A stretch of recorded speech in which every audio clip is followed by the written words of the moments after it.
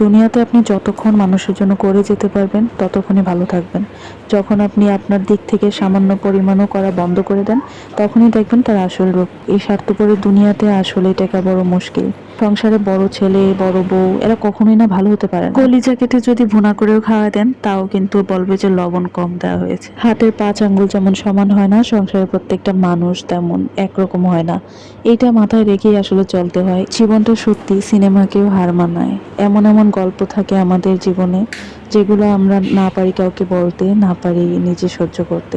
সহ্য তো করে নিতেই হয়, দেয়ালে যখন পিঠ থেকে যায় তখন কিন্তু আবার ঘুরেও দাঁড়াতে হয়। একটা সত্যি কথা শুনেন, এমন কোনো বউ আপনি দেখাতে পারবেন না যে এই বউটা বিয়ে করে কোনো সংসারে ভাঙার জন্য চলে আসে। প্রত্যেকটা মেয়ের জীবনে আসলে অনেক স্বপ্ন থাকে, শ্বশুরবাড়ি নিয়ে, শ্বশুরবাড়ি পরিবারকে নিয়ে তার সংসার হবে, সবকিছু নিয়ে একটা স্বপ্ন থাকে।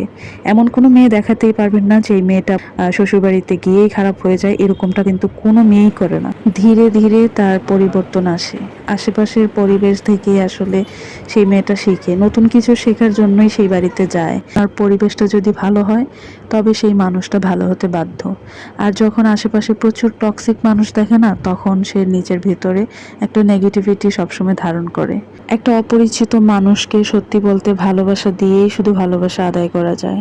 কোনো মানুষই প্রথম অবস্থায় শত্রু হয়ে যায় না, এটা একদম চরম সত্যি কথা, আপনি মানেন অথবা না মানেন। যাই হোক, অনেক কথা বলে ফেললাম। আর এদিকে আজকে এতগুলা কাজ করলাম, বাসায় কাজের বুয়া নাই, তো আমার হাতে নিজের হাতে সব করতে হচ্ছে। আজকে আকাশটাও আমার মনের মতোই ভীষণ মেঘলা। তো আমি আজকে মাংস রান্না করব আর সিমসাম রান্না বান্না করব। আজকে ডাল, সাথে থাকবে করলা ভাজা।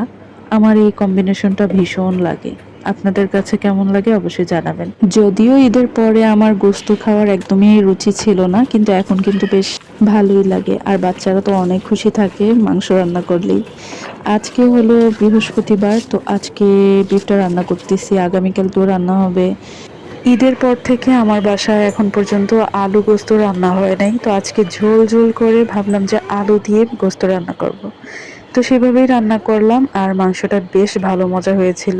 যেহেতু কোরবানির গোস্ত এমনিতেই মজা হয়, আর আমি হাতে মাখা ছাড়া আসলেই মাংস রান্না করতে পারি না, আমি এভাবেই সবসময় রান্না করি। কোরবানির মাংসটা সবাই বলে খুব মজা হয়, কেন হয় সেটা জানেন? একে তো মাংসটা ফ্রেশ, আল্লাহর রহমত থাকে, এটার মধ্যে বরকত থাকে। তার মধ্যে দ্বিতীয় কারণ হচ্ছে আমরা হাতে মেখে রান্নাটা করি, এই জন্য। তো আপনারাও চেষ্টা করবেন হাতে মেখে গরু গোস্তটা রান্না করতে, দেখবেন যে অনেক মজা লাগবে। গোস্ত রান্না হয়ে গেছে, তো আমি এই পাশে হচ্ছে আলু মাখাটা করে নিতেছি। সরি, এটা করলা মাখা ছিল, হাতে মাখা এটা বলি আমি।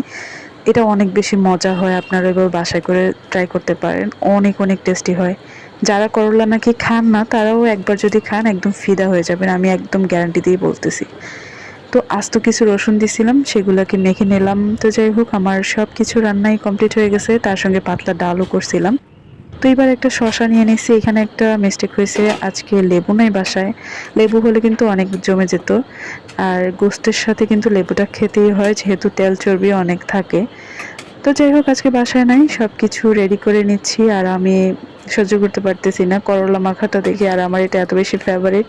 মাংস থেকেও বেশি আমি ভর্তা লাভার, আপনারা জানেন। তো আমি করলা মাখা দিয়ে প্রথম খাবো।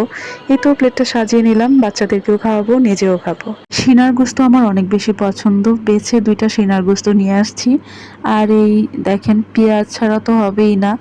আর আমার বাচ্চারা অনেক বেশি ডিস্টার্ব করে, এই জন্য আমি সবসময়, জানেন, আমি মানে টেবিলে বসে খেতেই পারি না। টেবিলে বসে খেলে এখন কি হইতো জানেন, একজন হতো টেবিলের উপরে, আরেকজন মানে পাশেই বসতো, কিন্তু অনেক নষ্ট করতো। সিনফা এখন পর্যন্ত, মানে আমার বড় মেয়ে এখন পর্যন্ত নিজের হাতে খাবারটা খেতে পারে না। তো ওকে ট্রাই করতেছি নিজের হাতে খাওয়ানোর জন্য, অনেক টাইম লাগে, এই জন্য আমি নিজেই ওকে খাওয়াই। এক সময় না এক সময় তো শিখেই যাবে। আমি নিজের হাতে যখন বাচ্চাদেরকে খাওয়াই, মনে হয় যে না, ওরা একটু পেট ভরে খাইলো। এটা যদিও করা ঠিক না, নিজের হাতে খাওয়াই বেটার। তো আজকের মাংসটা সত্যি অন্যরকম মজা হয়েছিল। আর কোরবানি গোস্ত বলাই লাগে না, এমনিতেও মজা হয়। শুধু সিনার গোস্ত নেই নাই, দেখেন আমি কিন্তু চর্বিও নিছি। আর সবাই নাকি চর্বি অ্যাভয়েড করে, আমি তো চর্বি লাভার, আমার চর্বি ছাড়া হয়ই না। আমি অনেক বেছে বেছে চর্বি খাই, এটা যদিও ঠিক না। তো আজকের ভিডিওটা এখানেই রাখছি, সবাই ভালো থাকেন। আবার বেঁচে থাকলে দেখা হবে অন্য কোনো ব্লগ ভিডিও অথবা রেসিপির ভিডিও নিয়ে। এতক্ষণ যারা সঙ্গে ছিলেন সবাইকে অনেক অনেক ধন্যবাদ। আল্লাহ হাফিজ।